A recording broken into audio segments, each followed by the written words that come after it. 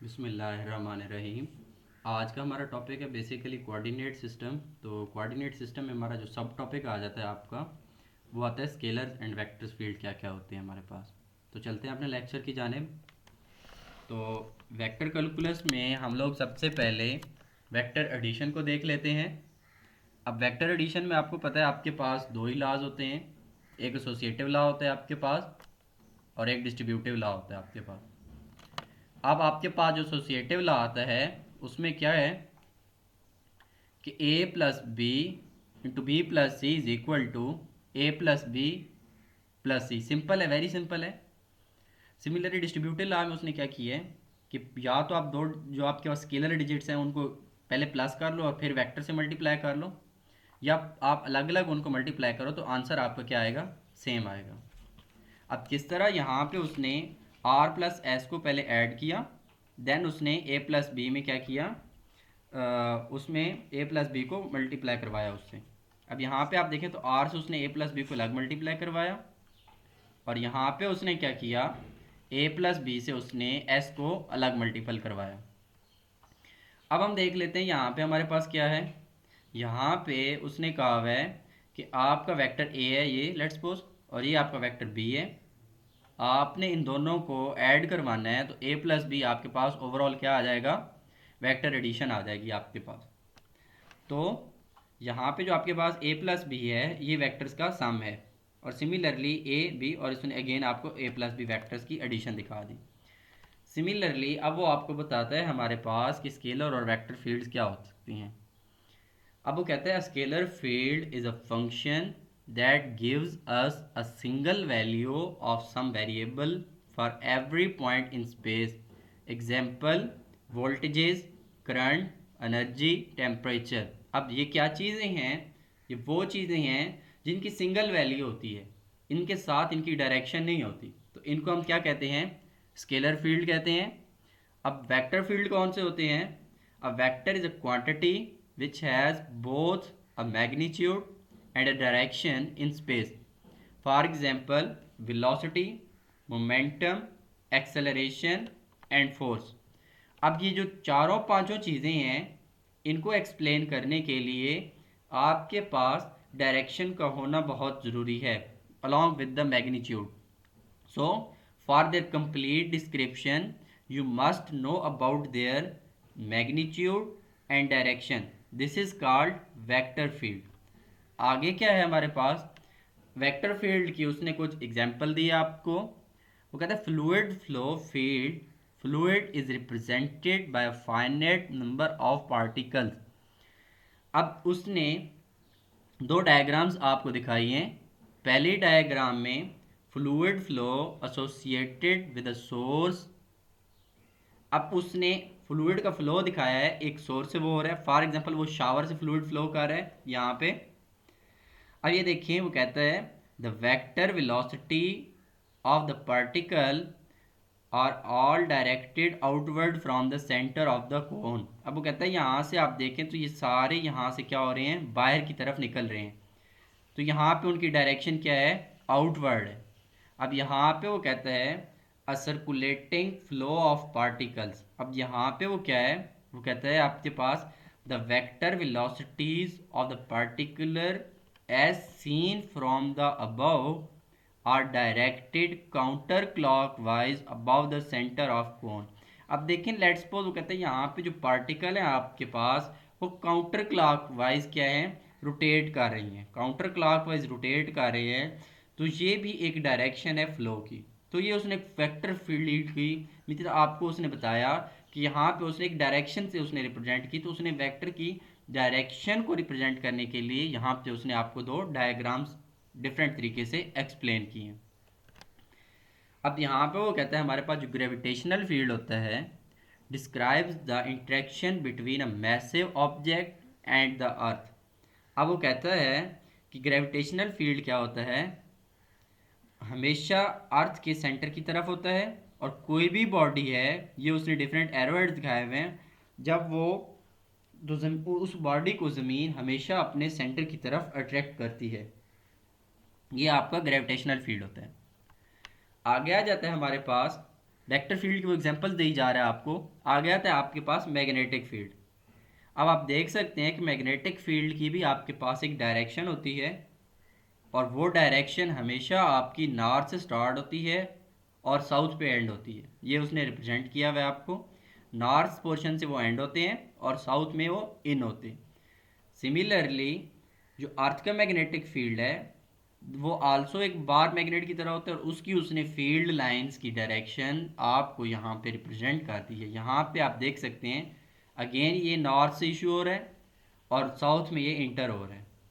तो ये उसने वेक्टर फील्ड्स की आपको एग्जांपल्स दी हैं। अब वो कहते हैं कि we are accustom to thinking of a specific vector. हम यहाँ पे अपने आप को एक स्पेसिफिक वेक्टर तक महदूद कर लेते हैं। अब वो कहते हैं लेट्स सपोज एक वेक्टर वी है। वेक्टर वी है तो उसके आगे तीन कंपोनेंट हैं, एक्स डायरेक्शन में, वाई डायरेक्शन में और जेड डायरेक्शन में। तो एक्स डायरेक्शन में जो उसका वेक्टर है वो ए एक्स है, और उसके साथ जो उसका स्केलर कंपोनेंट मल्टीप्लाई हो रहा है वो वी एक्स है। सिमिलरली यहाँ पे ए वाई है और वी वाई है, और सिमिलरली यहाँ पे ए जी और वी जी है। वो कहता है a vector field is a function defined in space that has magnitude and direction at all points. वो कहते हैं वेक्टर के लिए आपके पास मैग्नीट्यूड और डायरेक्शन दोनों का होना बहुत ज़रूरी है।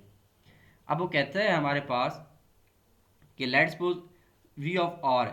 वी ऑफ आर में उसने क्या हमें बताया हुआ है, वो हमें बताता है वी ऑफ आर में कि यहाँ पे अगर आपके जो वी आर है, सॉरी वी है, वो आर का फंक्शन हो, तो यहाँ पे हम क्या कहेंगे, वी एक्स ऑफ आर।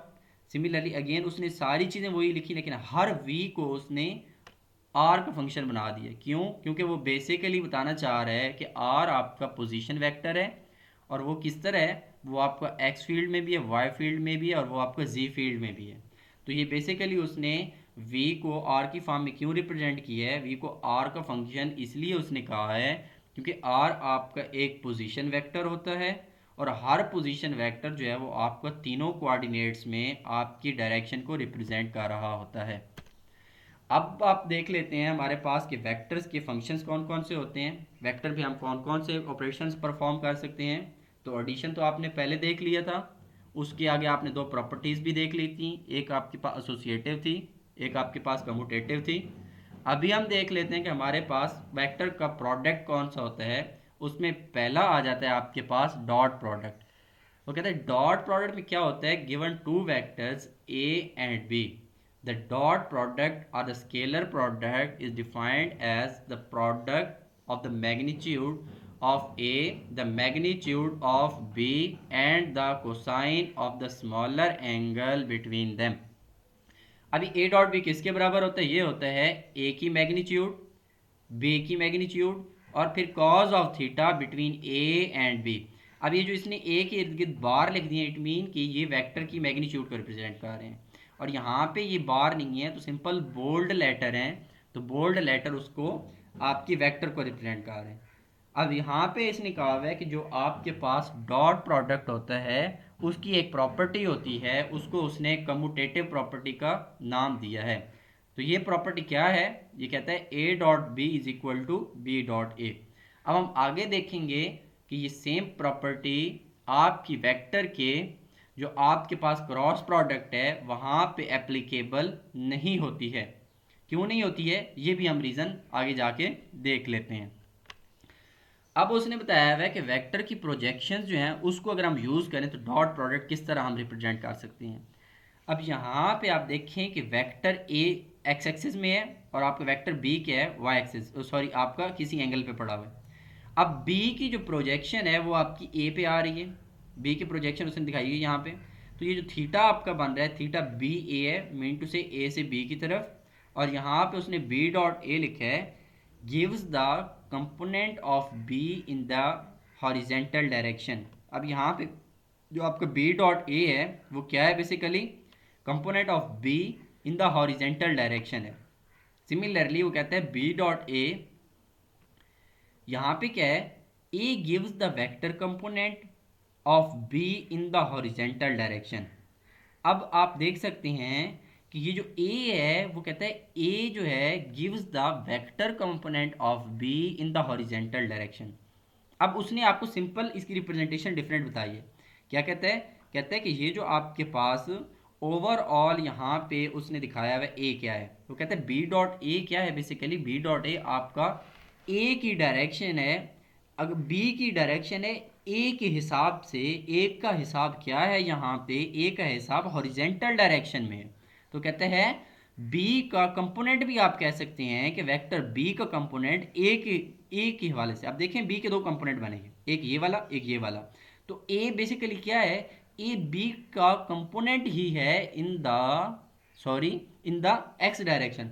लेकिन ये कंपोनेंट एक्चुअल में नहीं है, सिर्फ इसने यहाँ पे आपको समझाने के लिए किया है कि B dot A gives the vector component of B in the horizontal direction.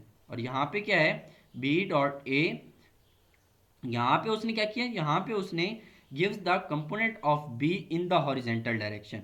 अब वो कहता है कि यहाँ पे जो आपके पास डायग्राम ए है, यहाँ पे क्लियरली आपका बी और ए अलग अलग हैं, इसमें कोई उसने ब्रैकेट नहीं लगाई, तो ये क्या शो कर रहा है कि जो आपका ए है वो क्या है हमारे पास, वो बी डॉट ए जो है वो बी डॉट ए उनका क्या है, वो एक्स एक्सिस में आ रहा है। तो बी डॉट ए कंप्लीटली आपका बी का कंपोनेंट है। बी का कंपोनेंट क्या है, बी डॉट ए है यहाँ पे। और यहाँ पे क्या है, वो कहते हैं यहाँ पे आपका बी डॉट ए इंटू ए वो बी का कंपोनेंट है। ये आपने बेसिक फर्क इसमें याद रखना है। आगे आ जाता है आपके पास कि projection of a vector on another vector. अब एक वेक्टर की प्रोजेक्शन दूसरे पे क्या हो सकती है, वो कह रहा है scalar component of A vector along B vector is called the projection of A vector on B vector. यही वो बात कर रहा है कि अगर ए वेक्टर ये बी है, तो बी के ऊपर जो ए की प्रोजेक्शन होगी वो क्या होगी, A B is equal to A cos of theta A B. Theta A B क्या है, बेसिकली आपका ए और बी के दरमियान जो एंगल बन रहा है वो आपका थीटा ए बी है। अब A into A B cos of theta A B, A vector into A dot B. अब ए डॉट बी क्या है, बेसिकली ये है आपका component of A in the direction of B. ये उसने बेसिकली आपको बताया। यहाँ पे आपको वो बता रहा है कि ए के दो कंपोनेंट हैं, एक आपका ये वाला कंपोनेंट एक्स एक्सिस में, एक आपको वाई एक्सिस में। तो वाई एक्सिस को यहाँ पे इग्नोर कर रहे हैं, सिंपल एक्स एक्सिस क्या बता रहे हैं, वो क्या है, वो A cos of theta in the direction of B. आगे आपके पास आ जाता है कि हम वेक्टर पे कौन कौन से ऑपरेशंस यूज़ कर सकते हैं डॉट प्रोडक्ट के हवाले से। अब वो कहते हैं हमारे पास कि गिवन क्या है, आपके पास ए है, ए में जो वेक्टर ए है वो चूंकि तीनों कंपोनेंट्स में आता है, आपका एक्स एक्सिस में भी होगा, वाई एक्सिस में भी होगा और जेड एक्सिस में भी होगा, और तीनों एक्सिस में उसकी डायरेक्शन के साथ साथ आपकी मैग्नीट्यूड भी होगी। सिमिलरली आपका वेक्टर बी आ जाता है, वेक्टर बी आपका तीनों डायरेक्शन में है और इधर भी उसकी मैग्नीट्यूड के साथ साथ डायरेक्शन भी होगी, जो कि इसने यहाँ पे ये रिप्रेजेंट कर दिया है। ये आप देख सकते हैं ए एक्स ए वाई और इस तरह उसने रिप्रेजेंट कर दिया। अब वो कहता है कि हमारे पास ए डॉट बी अगर हमने फाइंड करना है तो क्या आएगा, ए डॉट बी जो है आपका वो आएगा ए एक्स बी एक्स। क्यों ए एक्स बी एक्स आएगा, क्योंकि ए डॉट ए जो है वो आपके पास क्या आएगा, वो 1 आएगा। यहाँ पे आप अगर इसको मल्टीप्लाई कराएं, अगर आप इसको अलग से लिख के मल्टीप्लाई कराएं, यहाँ पे उसने ये आपको दे दिया, ये उसने नीचे बताया भी आपको कि जब आप इसको मल्टीप्लाई करवाएंगे तो जो कंडीशंस आएंगी, यहाँ पे हमने क्या यूज़ किया है, यहाँ पे हमने ये जो हमारे पास प्रोडक्ट आया है इन दोनों को मल्टीप्लाई करवाने से, उस पर हम दो ऑपरेशन अप्लाई किए हैं। पहला ऑपरेशन कौन सा है आपके पास, पहला ऑपरेशन है कि आपने यहाँ पे क्या यूज़ करना है, यहाँ पे आपने ए एक्स और ए वाई आपने जो मल्टीप्लाई होंगे, जब ये दो परपेंडिकुलर कंपोनेंट होंगे, ए एक्स और ए वाई आपके क्या हैं, एक दूसरे पे परपेंडिकुलर है, तो ये जो परपेंडिकुलर कंपोनेंट एक दूसरे पे यूज़ होंगे, ये क्या करेंगे, ये कंपोनेंट का जो प्रोडक्ट होगा वो आपका ज़ीरो होगा। मतलब A X dot A Y is equal to A Y dot A G is equal to A X dot A G, और ये सारे चीज़ क्या है, ये इक्वल टू ज़ीरो है। अब क्यों ज़ीरो है, क्योंकि यहाँ पे मैं आपको यहाँ भी एक्सप्लेन करता चलूँ कि ए एक्स और ए वाई बेसिकली जब ये खुलेंगे, डॉट खुलेंगे, तो ये बनेगा A X A Y cos of theta. और कॉज ऑफ थीटा एक्स और वाई के दरमियान कितना होता है, एक्स एक्स और वाई एक्सिस के दरमियान, वो होता है 90 डिग्री। तो कॉज 90 जीरो हो जाएगा, और जब वो जीरो होगा तो ओवरऑल आपका एक्सप्रेशन क्या हो जाएगा, जीरो। इस वजह से इसने ये सारे इक्वल टू जीरो रख दिए। अब यहाँ पे सिमिलरली कहता है A X dot A X is equal to A Y dot A Y is equal to A G dot A G equal to one. अब ये सारा इसने इक्वल टू वन क्यों रख दिया, क्यों आपको पता है कि ए एक्स और ए एक्स जब ओपन होगा तो ये बनेगा ए एक्स स्केयर या A X A into A X cos of theta. अब चूंकि एक्स एक्सिस का एक्स एक्सिस के साथ हो रहा है, एक ही एक्सिस में है, तो अब क्या होगा, ये चूंकि एक्स एक्सिस में है तो अब इनका आपस में आपको जो होगा थीटा, वो दोनों पैरेलल हैं, तो पैरेलल के केस में आपके पास जो थीटा होगा वो आपका 0 डिग्री होगा। और जब 0 डिग्री होगा तो आपको पता है कॉस 0 क्या होता है, वो आपके पास 1 होता है। इसी वजह से आपने ये A X dot A X is equal to A Y dot A Y में भी अब आपका वही पैरेलल सिचुएशन है, और थीटा क्या है आपका 0 डिग्री है। सिमिलरली ए जेड और ए जेड में भी आपका थीटा क्या है 0 डिग्री है, तो ये आपका कॉस 0 की वजह से ये सारे 1 आ जाएंगे। अब आपने एक और भी बात यहाँ पे नोट करनी है कि ए डॉट ए जो है वो आपका ए स्केयर के बराबर होगा, और सिमिलरली सिंपली वो आप इसकी ए की मैग्नीट्यूड का स्केयर ले लें तो वो उसकी आंसर के बराबर आ जाएगा। अब हम देख लेते हैं हमारे पास क्रॉस प्रोडक्ट क्या है। अब वो कहते हैं the cross product A cross B is a vector, the magnitude of a cross b is equal to the product of magnitudes of a and b and the sine of smaller angle between a and b। अब वो कहता है कि ये इसने भी आपको एक मजे की बात बताई है कि ए क्रॉस बी क्या है, इसने मैथमेटिक्स को ऊपर एक्सप्लेन किया है कि ये बराबर होता है ए और बी की मैग्नीट्यूड का मल्टीप्लाई और multiply sine of angle between A and B. अब वो कहते हैं चूंकि ये वेक्टर प्रोडक्ट है, लिहाजा इसकी जो डायरेक्शन होगी वो आपके पास ए और बी का जो प्लेन होगा उसके परपेंडिकुलर होगी। यहाँ पे ये बता रहा है कि the direction of A cross B is perpendicular to the plane containing A and B and is along that one of the two possible perpendiculars which is in the direction of advance of a right angle screw as A is turned into B। अब इसने ज़रा technical language use की है, मैं आपको वो explain करता हूँ। कहता है कि A क्रॉस B, अब ये नीचे भी तो हो सकता था, इस डायग्राम में आप देखें तो इसका परपेंडिकुलर जो है वो नीचे भी जा सकता था, ऊपर भी जा सकता था। तो ये किस तरह पता चलेगा कि इसकी डायरेक्शन नीचे है या ऊपर है, तो यहाँ पे सिंपली आपने राइट हैंड रूल यूज़ करना है, अपनी राइट एंगल को कर्व करना है फिंगर्स को उस डायरेक्शन में जहाँ से ये शुरू हुआ है उससे लेकर दूसरे में जिस पे एंड हो रहा है। अब ए से बी की तरफ आप अपने राइट हैंड को कर्ल करें उसकी फिंगर्स को, तो आपका जो थंब है वो नीचे की तरफ जा रहा है। अब वो नीचे की तरफ क्या एक्सप्लेन कर रहा है कि इसकी इस प्रोडक्ट की जो डायरेक्शन है वो नीचे की तरफ है। तो यहाँ इस तरह आप इसकी डायरेक्शन फाइंड कर सकते हैं, और बाकी इसने प्रोडक्ट बता दिया आपको, इस तरह आप इसका प्रोडक्ट फाइंड करते हैं। अब यहाँ पे इसकी थोड़े से ऑपरेशंस हैं वो हम समझ लेते हैं। वो कहते हैं let's suppose A cross B है आपका, उसमें आपने जब उसका क्रॉस लेंगे वैल्यूज़ वही आपने रखनी है। कौन सी, ये आपने ए को वही लेना है और आपने अगेन बी को भी वही लेना है। अब आपने इनका क्रॉस लेना है।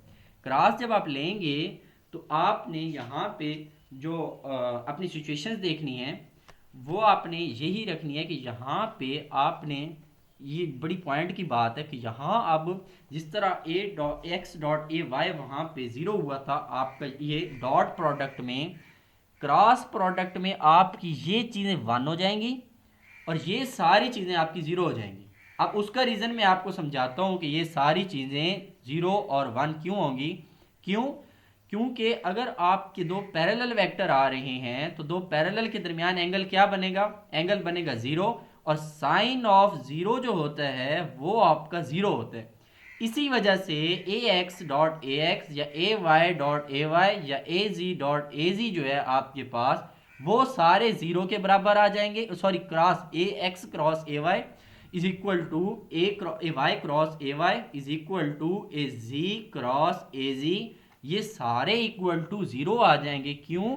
क्योंकि ये सारे पैरेलल हैं। पैरेलल में एंगल आपका 0 डिग्री बनता है, और क्रॉस में आपका जब साइन थीटा जीरो पुट करेंगे तो आप ये सारी चीज़ें जीरो आ जाएंगी। क्रॉस की केस की मैं बात कर रहा हूँ। अब जब आपका ये वाला केस यूज होगा तो ये चूंकि सारे परपेंडिकुलर हैं, और परपेंडिकुलर में आपके पास जो एंगल बनता है वो आपका 90 डिग्री होता है। और जब एक एक्स क्रॉस ए वाई आप करोगे तो वो आपका 90 डिग्री पे होता है। तो वो आपका मतलब कि वन वाली सिचुएशन आपको दे देगा, जीरो नहीं वहां पे क्रिएट होगा। तो उस फैक्टर को यूटिलाइज करते हुए जो इसने फाइनल रिजल्ट निकाला है वो ये है। और ये कहता है कि इसको आप इस तरह मैट्रिक्स फॉर्म में भी लिख सकते हो, और इसकी जब आप लेबोरेशन करते हो मैट्रिक्स फॉर्म की, तो अब आप इसको खोल लें इस मैट्रिक्स को बाय फर्स्ट रो या फर्स्ट कॉलम मेथड से, तो आपका ये वाली चीज़ ऑब्टेन होगी सिंपली। अब वो कहते हैं हमारे पास ऑर्थोगोनल वेक्टर कंपोनेंट कौन से होते हैं। ऑर्थोगोनल वेक्टर, चूंकि हम लोग कोऑर्डिनेट एक्सिस पढ़ रहे हैं तो अभी हम आहिस्ता आहिस्ता अपने कोऑर्डिनेट्स की तरफ आते हैं कि वो क्या आपको एक्सप्लेन करते हैं। तो ऑर्थोगोनल वेक्टर कंपोनेंट्स में वो आपको बताता है कि आपके पास तीन कंपोनेंट्स होते हैं बेसिकली। वो आपके पास x भी हो सकता है, वो आपका y भी हो सकता है, वो आपका z भी हो सकता है। ये तीनों कंपोनेंट मिलके आपके पास ऑर्थोगोनल बनाते हैं। अब इसको वो ऑर्थोगोनल क्यों कह रहा है? क्योंकि ये तीनों आपस में परपेंडिकुलर हैं, इस वजह से वो इनको ऑर्थोगोनल का नाम दे रहा है। तो ये तीनों जो आपके पास कंपोनेंट होते हैं, क्योंकि ये एक दूसरे पे 90 डिग्री पे होते हैं, इसलिए इनको ऑर्थोगोनल कंपोनेंट्स कहा जाता है।